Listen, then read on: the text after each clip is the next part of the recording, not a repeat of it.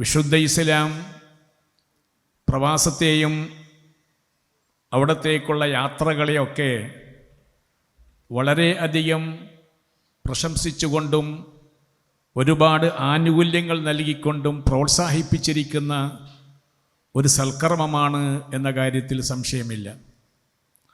നമുക്കറിയാം, വിശുദ്ധ ഇസ്ലാം യാത്രക്ക് ഒരുപാട് ആനുകൂല്യങ്ങൾ നൽകി.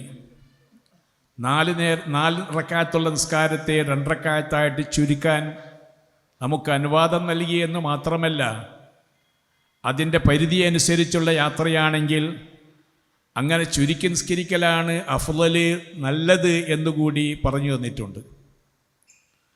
അതുപോലെ തന്നെ യാത്രയുമായി ബന്ധപ്പെട്ട ഒരുപാട് സൽക്കർമ്മങ്ങൾ അതിന് വേണ്ടി നമുക്ക് സുന്നത്താക്കി തന്നിട്ടുണ്ട്. യാത്ര പോകുന്ന ഒരാളെ സംബന്ധിച്ചിടത്തോളം 2 റക്അത്ത് സുന്നത്ത് നിസ്കരിക്കൽ ഇസ്ലാം സുന്നത്താക്കിയിട്ടുണ്ട്. ഇങ്ങനെ ഒട്ടനേകം ആനുകൂല്യങ്ങളും ഒട്ടനേകം ശ്രേഷ്ഠതകളും ഉള്ള ഒരു മഹത്തായ സൽക്കർമ്മമാണ് യാത്ര എന്നത് തന്നെ. അങ്ങനെയുള്ള യാത്രയിൽ നമ്മെ സംബന്ധിച്ചിടത്തോളം നമ്മുടെ പ്രാർത്ഥനയ്ക്ക് പോലും വലിയ ഉത്തരം പറഞ്ഞിട്ടുണ്ട്. മഹാനായ റസൂലുള്ളാഹി സ്വല്ലല്ലാഹു അലൈഹി വസല്ലമ 3 ആളുകളുടെ പ്രാർത്ഥന അല്ലാഹു സുബ്ഹാനഹു വ തആല സ്വീകരിക്കും എന്ന് പറയുക മാത്രമല്ല, ലാ ശക്ക ഫീഹി, അതിൽ സംശയിക്കുക പോലും ചെയ്യേണ്ടതില്ല എന്ന് വളരെ ശക്തമായി പറഞ്ഞിരിക്കുന്നു. ആ കൂട്ടത്തിൽ ഒരാളുടെ പ്രാർത്ഥന യാത്രക്കാരൻ്റെ പ്രാർത്ഥനയാണെന്ന് വിശുദ്ധ ഇസ്ലാം നമ്മെ പഠിപ്പിക്കുന്നുണ്ട്. അങ്ങനെ ഒട്ടനേകം ശ്രേഷ്ഠതകളും ഒട്ടനേകം ആനുകൂല്യങ്ങളുമുള്ള ഒരു മഹത്തായ സൽക്കർമ്മമാണ് യാത്ര എന്ന് പറയുന്നത്.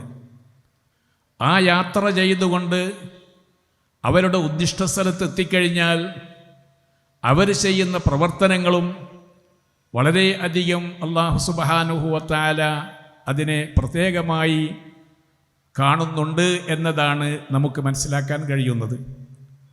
ഒരു യാത്രക്കാരനെ സംബന്ധിച്ചിടത്തോളം ഒരു നിശ്ചിത ദിവസം വരെ നിസ്കാരത്തിൻ്റെ പല ആനുകൂല്യങ്ങളും അവർക്ക് നൽകുന്നുണ്ട്.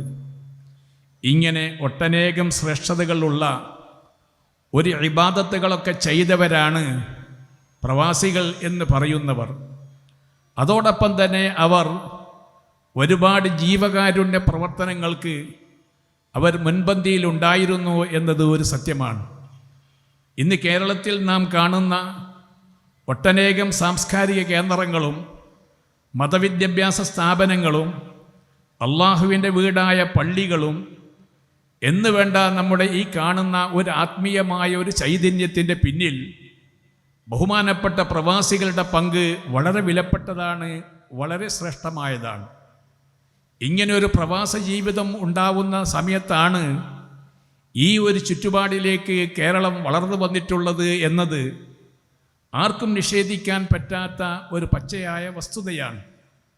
അതുകൊണ്ട് തന്നെ ജീവിതത്തിൽ ഒരുപാട് ശ്രേഷ്ഠതകളും ഒരുപാട് സൽക്കർമ്മങ്ങളും ചെയ്ത ഒരു നല്ല ജീവിതം ഉണ്ടാക്കിയെടുത്തിരിക്കുന്ന മഹത്തായ ഒരു സമൂഹമാണ് പ്രവാസികൾ എന്ന് പറയുന്നത്. ആ പ്രവാസികൾ അവരുടെ വിദേശ രാജ്യത്തുള്ള ജോലികളൊക്കെ ഒഴിവാക്കി നാട്ടിലേക്ക് വന്നു കഴിഞ്ഞാൽ അവർ ചെയ്തിരിക്കുന്ന സേവനങ്ങളുടെ തുടർച്ച ഇവിടെ നമുക്ക് ആവശ്യമാണ്, അത്യന്താപേക്ഷിതമാണ് എന്ന് ബഹുമാനപ്പെട്ട സമസ്തകള ജംഇയ്യത്തുൽ ഉലമ കാണുകയും അതുകൊണ്ട് തന്നെ അവരെ കൂട്ടിപ്പിടിച്ചുകൊണ്ട് അവരെ പരിശുദ്ധമാക്കപ്പെട്ട അഹ്ലുസുന്നത്തി വൽ ജമാഅത്തിൻ്റെ പ്രവർത്തകരും വക്താക്കളുമാക്കി അവരെ രംഗത്തിറക്കി അവരെ കൊണ്ട് ഒരുപാട് സമുദായത്തിന് ഉപകാരപ്രദമാകുന്ന പ്രവർത്തനങ്ങൾ ചെയ്യാൻ സാധിക്കും എന്ന തിരിച്ചറിവിൻ്റെ ഭാഗമായിട്ടാണ് ബഹുമാനപ്പെട്ട സമസ്തകള ജംഇയ്യത്തുൽ ഉലമ മുൻകൈയെടുത്തുകൊണ്ട് ഈ സംഘടനയ്ക്ക് ഏറ്റവും വലിയ മുതൽക്കൂട്ടാണെന്ന് കണ്ടെത്തിയപ്പോൾ പ്രവാസികൾക്ക് വേണ്ടി ഒരു പ്രത്യേക സെല്ല് ഉണ്ടാക്കുകയും ആ സെല്ലിന് എല്ലാവിധ അനുഗ്രഹങ്ങളും നൽകി അത് പ്രവർത്തിക്കാനുള്ള മേഖലകളും അതിന് പ്രത്യേക ഭരണഘടനയും അതിന് പ്രത്യേക മാർഗങ്ങളും നിർദ്ദേശിച്ചു കൊടുത്തുകൊണ്ട് ബഹുമാനപ്പെട്ട സമസ്തയുടെ ഒരു കീഴ്ഘടകമായിട്ടാണ് പ്രവാസി സെല്ല് ഇവിടെ പ്രവർത്തിച്ചു കൊണ്ടിരിക്കുന്നത്.